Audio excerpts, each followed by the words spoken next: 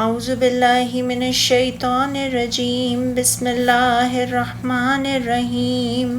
وما انفقتم من نفقة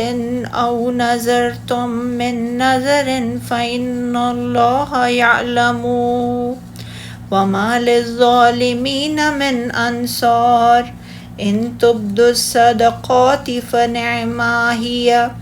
وَإِن تُخْفُوهَا وَتُؤْتُوهَا الْفُقَرَاءَ فَهُوَ خَيْرٌ لَكُمْ وَيُكَفِّرُ عَنْكُم مِّن سَيِّئَاتِكُمْ وَاللَّهُ بِمَا تَعْمَلُونَ خَبِيرٌ۔ اور تم کسی قسم کا خرچ کرو یا کوئی بھی نظر مانو تو بے شک اللہ اسے جانتا ہے اور ظالموں کا کوئی مددگار نہیں۔ اگر تم ظاہر کر کے صدقات دو تو یہ اچھی بات ہے، اور اگر تم اسے چھپا کر فقیر کو دو تو وہ تمہارے لیے زیادہ بہتر ہے۔ وہ اللہ تم سے تمہارے گناہ دور کر دے گا، اور تم جو بھی عمل کرتے ہو اللہ اس کی خوب خبر رکھتا ہے۔ اللہ تعالیٰ بیان فرما رہا ہے کہ وہ عمل کرنے والوں کے تمام اعمال، خیرات، صدقات اور نذروں سے آگاہ ہے۔ اس کے ضمن میں یہ بھی معلوم ہے کہ اس کی رضا کے حصول کے لیے اور اس کے وعدوں کی امید پر عمل کرنے والوں کو وہ پوری جزا عطا فرمائے گا، اور جو اس کی اطاعت کے مطابق عمل نہ کریں بلکہ اس کے حکم کی مخالفت کریں، اس کی خبر کی تکذیب کریں اور اس کے ساتھ کسی اور کی بھی عبادت کریں تو انہیں اللہ تعالیٰ نے سرزنش کرتے ہوئے فرمایا، یعنی قیامت کے دن ان کا کوئی مددگار نہیں ہوگا جو اللہ تعالیٰ کے عذاب اور اس کی سزا سے انہیں نجات دلا سکے۔ ارشاد باری تعالیٰ ہے، یعنی اگر تم خیرات ظاہر کر کے دو تو وہ بھی خوب ہے، اللہ تعالیٰ کا ارشاد ہے، اور اگر تم پوشیدہ کر کے اہل حاجت کو دو تو وہ بھی تمہارے لیے خوب بہتر ہے۔ میں اس بات کی دلیل ہے کہ صدقہ و خیرات پوشیدہ طور پر دینا ظاہر طور پر دینے سے افضل ہے، کیونکہ یہ ریاکاری سے دور ہے۔ ہاں البتہ ظاہری طور پر دینے میں اگر کوئی رجح مصلحت ہو، مثلا دوسرے لوگ بھی اس کی اقتدا کرنے لگیں تو اس اعتبار سے ظاہر طور پر دینا افضل ہوگا۔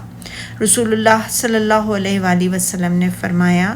ظاہری طور پر قرآن مجید کی تلاوت کرنے والا ظاہری طور پر صدقہ کرنے والے کی طرح ہے، اور پوشیدہ طور پر تلاوت کرنے والا پوشیدہ صدقہ کرنے والے کی طرح ہے۔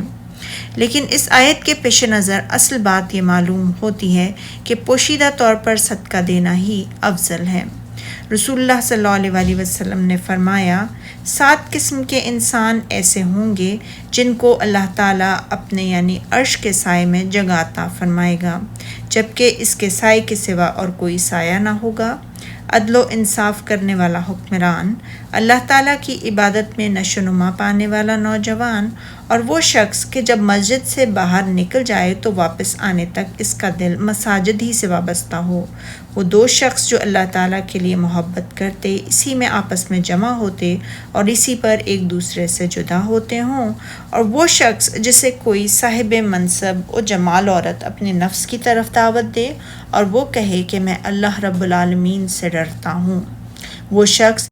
اس قدر پوشیدہ طور پر صدقہ کرے کہ اس کے بائیں ہاتھ کو بھی یہ علم نہ ہو کہ دائیں ہاتھ کیا خرچ کرتا ہے۔ وہ شخص جو خلوت میں اللہ کا ذکر کرے اور اس کی آنکھیں اشک بار ہو جائیں۔ اور فرمان الہی ہے، اور وہ اللہ تم سے تمہارے گناہوں کو بھی دور کر دے گا، یعنی صدقات اور خیرات کے بدلے میں اللہ تعالیٰ تمہارے گناہوں کو معاف فرما دے گا، خصوصاً جب صدقہ پوشیدہ طور پر دیا جائے تو اس سے درجات بلند ہوں گے اور گناہوں کو بھی دور کر دیا جائے گا۔ اور ارشاد باری تعالیٰ ہے، اور اللہ کو تمہارے سب کاموں کی خبر ہے، یعنی اس سے کوئی چیز بھی مخفی نہیں، اور وہ تمہارے ان اعمال کے مطابق ہی تمہیں جزا دے گا۔ سبحانک اللہم و بحمدک، اشہد ان لا الہ الا انت، استغفرک و اتوب الیک۔